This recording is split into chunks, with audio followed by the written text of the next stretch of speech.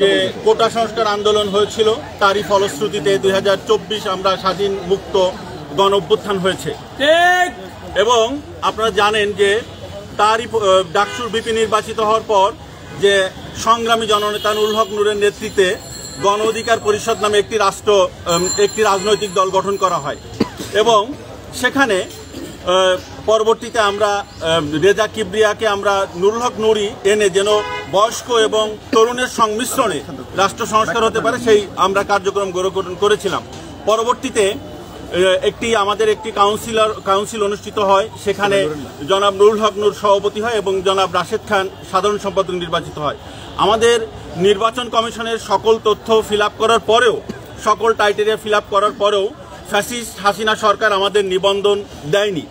তারই ফলপ্রেক্ষিতে 5 আগস্টের পর আমরা নির্বাচন কমিশনে গিয়ে একটি নিবন্ধন পেয়েছি গণ অধিকার পরিষদ এবং ট্রাক প্রতীকে নিবন্ধন পেয়েছি, এটা আপনারা অবগত আছেন।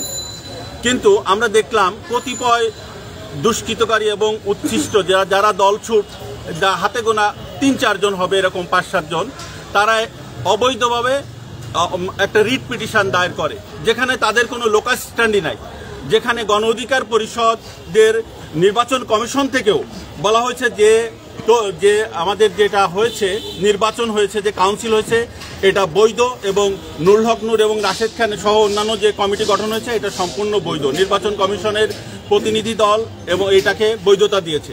তারই ফলপ্রেক্ষিতে যে রিট পিটিশন দায়ের হয়েছে, এখানে আপনারা জানেন যে এই আন্তর্জাতিক অপরাধ ট্রাইব্যুনালের চিফ প্রসিকিউটর জনাব তাজুল ইসলাম, তিনি কিন্তু অ্যাটর্নি জেনারেলের সুযোগ সুবিধা ভোগ করে থাকেন।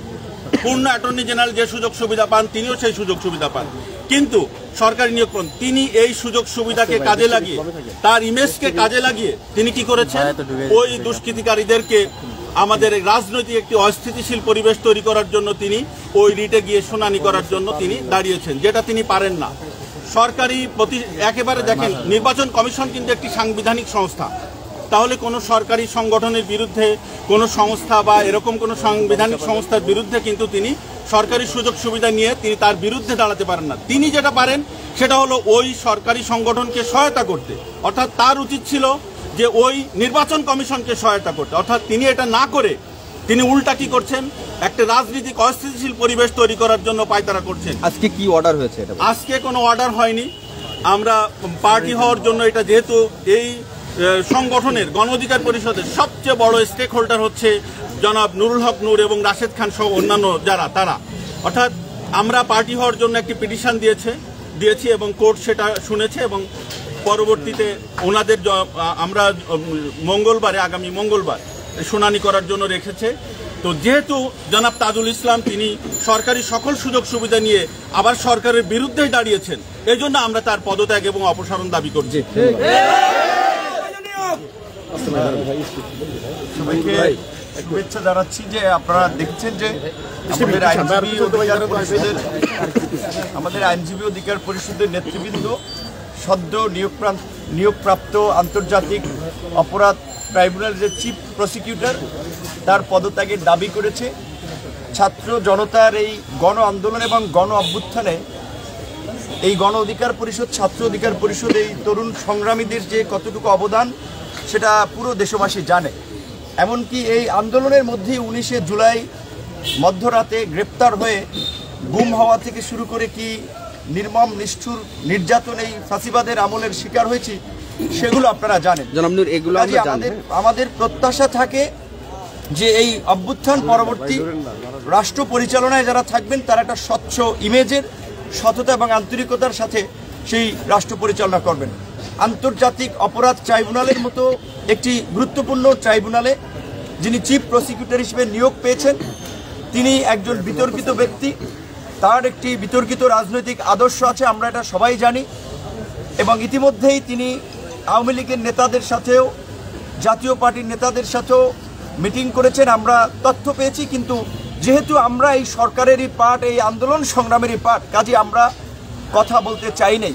কিন্তু তার কর্মকাণ্ডে আমাদের কাছে দৃষ্টিগোচর হয়েছে এবং আপাত দৃষ্টিতে মনে হয়েছে যে তিনি তার ক্ষমতার অপব্যবহার করে, অপপ্রয়োগ করে তিনি টাকা পয়সা ধান্দাবাজিতে ব্যস্ত আছেন, যার ফলেই গণ অধিকার পরিষদের নামক এই উদীয়মান তরুণদের প্রতিষ্ঠিত নিবন্ধিত রাজনৈতিক দল, সেখান থেকে যারা আমরা কাউন্সিলের পরে যাদেরকে পদে রাখা হয় নাই সেরকম কতিপয় দলসুরদেরকে উস্কে দিয়ে তিনি নিবন্ধন কোর্টে রিট করিয়ে তাদের দিয়ে আমাদের বিপক্ষে দাঁড় করিয়ে দিয়েছেন। অর্থাৎ তিনি একটি রাজনৈতিক স্বার্থ হাসিলের জন্য গণ অধিকার পরিষদের মতো এই গণ অভ্যুত্থান এবং গণ আন্দোলনের একটি অংশীদার সংগঠনকে বিতর্কিত করতেছেন এবং একই সাথে তিনিও নিজেকে বিতর্কিত ব্যক্তি হিসেবে উপস্থাপন করেছেন। তিনি সরকারি এই চিফ প্রসিকিউটর হয়ে সরকারেরই প্রতিষ্ঠান নির্বাচন কমিশন সাংবিধানিক প্রতিষ্ঠান, সেই প্রতিষ্ঠানের বিরুদ্ধে দাঁড়াতে পারেন না। তো যিনি কিছু পয়সার লোভে, কয়েক লক্ষ টাকার লোভে যদি তিনি এইভাবে তার নীতি নৈতিকতা শুরুতে বিসর্জন দেন, তাহলে এই মামলায় যাদেরকে ফাঁসি দেওয়া হবে, যাদেরকে যাবজ্জীবন দেওয়া হবে, এই গণহত্যাকারী ফ্যাসিস্ট আওয়ামী লীগ এবং তার দোসরদেরকে আমাদের শঙ্কা তাদের সাথে তিনি আপোষ করে এই গণ অভ্যুত্থানের ফলাফলকে তিনি ভেস্তে দিবেন, এই আদালতকে সরকারকে বিতর্কিত করবেন। তাই আমরা সরকারের কাছে দ্রুত সময়ের মধ্যে এই বিতর্কিত ব্যক্তিকে অপসারণের দাবি জানাচ্ছি এবং পরিষ্কারভাবে আমরা এই কোর্ট প্রাঙ্গণ থেকে বলছি যে তার অপসারণ না করা হলে আইনজীবী অধিকার পরিষদ সারা দেশের আইনজীবী সহ ছাত্র জনতাকে নিয়ে গণ আন্দোলনের মাধ্যমে তাকে পদত্যাগ করাতে বাধ্য করবে। এই কোর্টেই দৃষ্টান্ত স্থাপিত হয়েছে, ছাত্র জনতার আন্দোলনের মুখে দুর্নীতিবাজ দলদাস বিচারপতিরা কিন্তু পদত্যাগ করতে বাধ্য হয়েছে।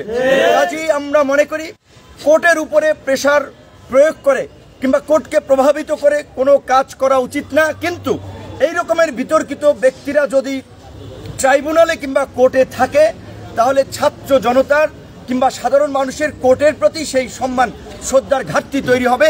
তাই আমরা অনতিবিলম্বে এই অ্যাডভোকেট তাজুলের মতো বিতর্কিত ব্যক্তিকে এই ট্রাইব্যুনাল থেকে অপসারণের দাবি জানাচ্ছি। মানে আপনাদের মানে নিবন্ধন নিয়ে যে রিট, সেই রিটের আপনাদের বিরোধী পক্ষের আইনজীবী হিসেবে তিনি গিয়েছেন বিধায় আপনারা তার পদত্যাগ দাবি করছেন না। এছাড়াও তিনি আমাদেরই আইনজীবী সহকর্মী। আপনি যে অভিযোগের কথাগুলো বললেন তার দুর্নীতি অনিয়ম কোনো ডকুমেন্ট আছে? আমাদেরই দীর্ঘদিনের রাজপথের সংগ্রামী সহকর্মী সহযোদ্ধা জনাব এরশাদ সিদ্দিকী এই আন্তর্জাতিক অপরাধ ট্রাইব্যুনালে তিনি একজন ডেপুটি অ্যাটর্নি জেনারেল পদমর্যাদার প্রসিকিউটর হিসেবে অ্যাপয়েন্টেড হয়েছেন। আমরা লক্ষ্য করেছি যে তিনি তার সিন্ডিকেটের নয় বিদায়, কোরামের নয় বিদায়, আবার এই তাকে আপনার অ্যাসিস্ট্যান্ট অ্যাটর্নি জেনারেল পদমর্যাদায় তাকে নামানোর জন্য এবং তার বিরুদ্ধে কতিপয় ব্যক্তিকে সেট করে যে ট্রাইব্যুনালের আপনার গোপনীয়তা সমস্যা হতে পারে এইরকম অভিযোগ তুলে তার সিন্ডিকেটের বাইরের লোক বিদায় তিনি নিয়োগেও বাধাদান করছেন, বাধাগ্রস্ত করছেন এবং তার যে কর্মকাণ্ড আমরা যেহেতু সরকারের ভিতর থেকে মাঠ থেকে আমরা দেখতে পাচ্ছি, সেই জায়গা থেকে আমরা সরকার হুঁশিয়ারি দিয়ে আমরা এই জন্য বলছি যে কারণ এটা সরকারের লায়াবিলিটিস। এবি পার্টি কিংবা তাজুলদের এই গণতন্ত্র কিংবা গণমানুষের আন্দোলন সংগ্রামে গত 1.5 দশকের কোনো অবদান নাই। তারা মধু খাওয়ার জন্যই এই প্রেক্ষাপটকে ব্যবহার করে কেউ প্রসিকিউটর হচ্ছেন, কেউ বিভিন্ন জায়গায় যাচ্ছেন, কিন্তু আমাদের পরিষ্কার কথা এই ধরনের বিতর্কিত ব্যক্তিকে এই এখানে আন্তর্জাতিক অপরাধ ট্রাইব্যুনাল রেখে তাকে এই ব্যবস্থাকে বিতর্কিত করা যাবে না। এই আন্তর্জাতিক অপরাধ ট্রাইব্যুনাল দেশি বিদেশি সকল রাজনৈতিক দল, রাষ্ট্র, মানবাধিকার সংগঠন সবার নজর আছে কি বিচার হচ্ছে, কি অভিযোগে কার কি শাস্তি হচ্ছে। কাজে এখন তিনি যদি আপনার এইভাবে একজন সরকারি পদে থেকেও এইভাবে তার পদকে ব্যবহার করে তিনি বিভিন্ন মামলা লড়েন, টাকা নিয়ে জাজকে প্রভাবিত করেন এবং তার ফেস দেখিয়ে আদালতকে প্রভাবিত করেন, কারণ আজকের ব্যবস্থায় আদালতের যে অবস্থা তাতে অবশ্যই বিচারকরাও শঙ্কায় আছে কখন কার বিরুদ্ধে আবার পদত্যাগের জন্য আন্দোলন হয়, কারণ এই নজির তো এই আদালতে স্থাপিত হয়েছে।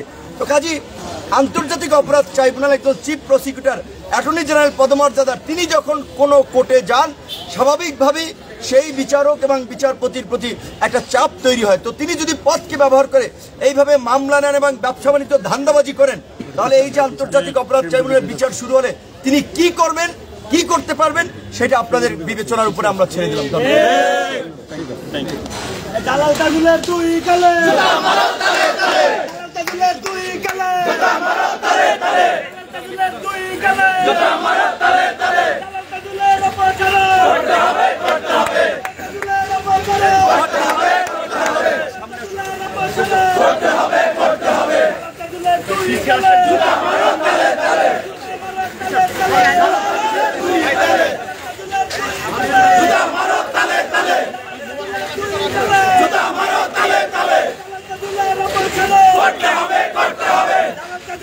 অপসারণ করতে হবে দালাল কাজুলের অপসারণ করতে হবে পিছাই ভাই